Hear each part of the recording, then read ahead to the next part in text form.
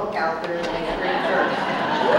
I met him as a young educator who was working at North High School in Des Moines, Iowa, and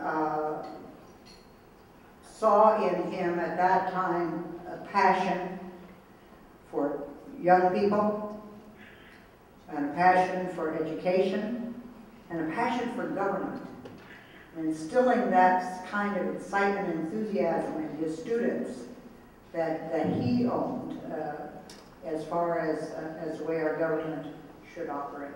And Chet works hard every day to get the job done, not just for you as educators and members of ISCA, but for the children of our state.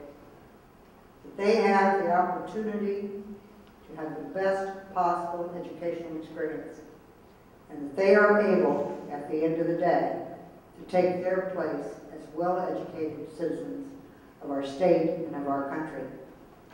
And that is his commitment to you and his commitment to me. And now I'd like to bring him on the stage, the Governor of the State of Iowa, Governor Culver.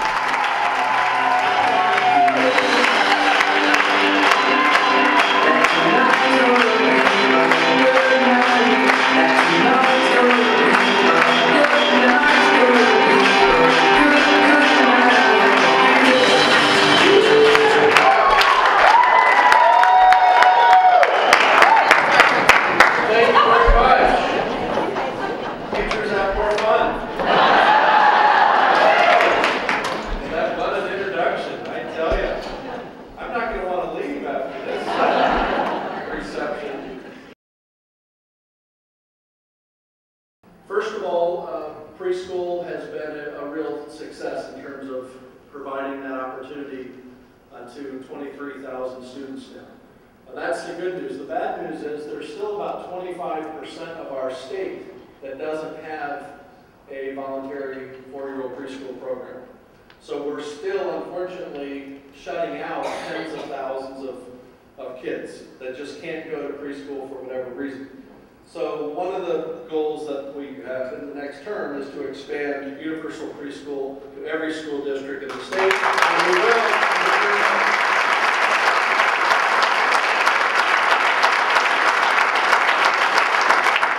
I've made already a $60 million commitment over the last 3 years.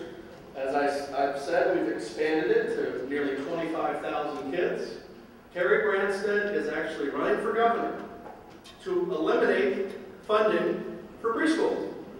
And it's worse. He not only wants to pull that $60 million away from those kids and from teachers across the state, he wants to take that money and give it away in a corporate income tax cut.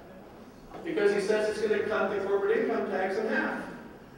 When the U.S. Chamber of Commerce will tell you that we have some of the most fair tax policies in America, which is why IBM and Google and Microsoft are coming here. But that's a difference. That's a choice that we have on November 2nd. That we're troubled by the fact that we have a real gap in terms of graduation rates between minority students and non-minority students. Iowa has always been a leader nationally in terms of graduation overall. But now, today, only about 75% of minority students are graduating from high schools across Iowa. So in my next term, we are going to set the goal of moving that number from 75% to 95%, and with your help, we will get that.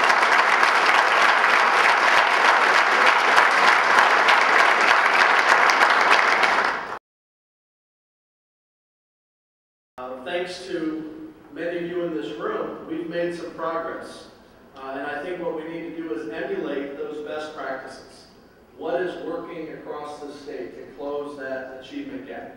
What do we need to do in terms of improving instruction or curriculum or programs or professional development opportunities to try to close that achievement gap? And I believe that if we apply those best practices, those things that are working, to more school districts across the state, we'll be able to really make some serious inroads into the achievement gap in this state. And with your help in the next term, we will accomplish that too.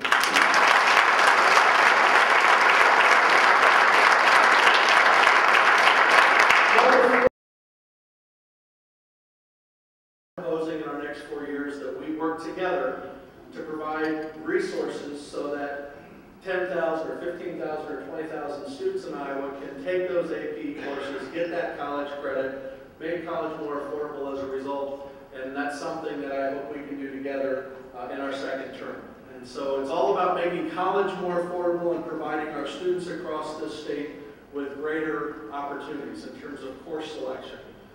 And again, I think if you do any one of those 4 things that I just highlighted, you're really showing students a pathway in terms of moving on to the next level.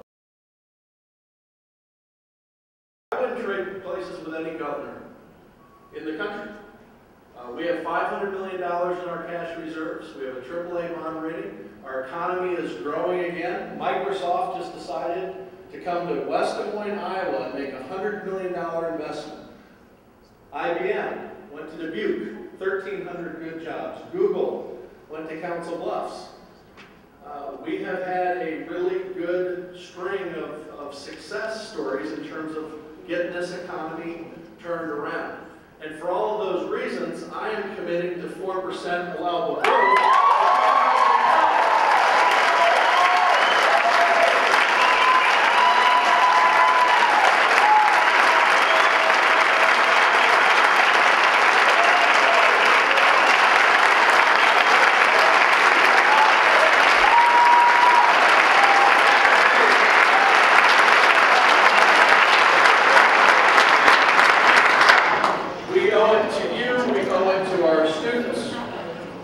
And we owe it to our future of our state. Educators and students and schools have been through a lot over the last several years. We are well positioned. Our economy is improving dramatically. We finished the first month of this fiscal year $400 million ahead of what was anticipated in terms of the revenue estimate conference. And I believe that that recovery will continue. And so that means we will have the resources, if we make it a priority legislatively, to commit to that 4%. And I will do that as long as I'm the governor of this great state. And we'll work together next session to get that done. I've committed to 4% allowable growth. I guarantee you, my opponent's not going to commit to 4% allowable growth. But what he has committed to is cutting our state budget 15%. The budget today is smaller than it was when I started the job in 2007, and he has said time and time again that he's going to cut the state budget from where it is today 15%. You know what that means for you? A $375 million cut. So you have a choice to support a governor that is committed to increasing funding for K-12 by at least $300 million, or someone who's on record saying they're going to cut it $375 million. That's a choice that we have on November 2nd. But, you know, records do matter. And I think it's important to really make sure that everyone understands the difference and the choice. I came here 4 years ago and I committed to getting our teachers to the national average. My opponent did the same thing time after time after time. He promised, and he promised, and he promised to bring teacher pay to the national average, but he didn't deliver on it. For whatever reason, he just didn't get it done. In fact, when he took office in 1983, Iowa was ranked 26th in the nation in teacher pay, and there was only a $1,000 gap. We were only $1,000 short from being at the national average. When he left office in 1999, after giving a 10% income tax cut to everyone on the way out the door, teachers dropped to 35th in the nation in teacher pay, and the gap was $5,600. So it grew even during the good times in the 90s because he didn't follow through on his commitment. That's not negative, that's the record. We need to make sure Iowans understand the choice, understand what's at stake. And it's not just education, folks. It really boils down to going forward or going backwards to the 20th century. It is a different time. It is a different state. It's a better state. We're moving forward. We're for civil rights.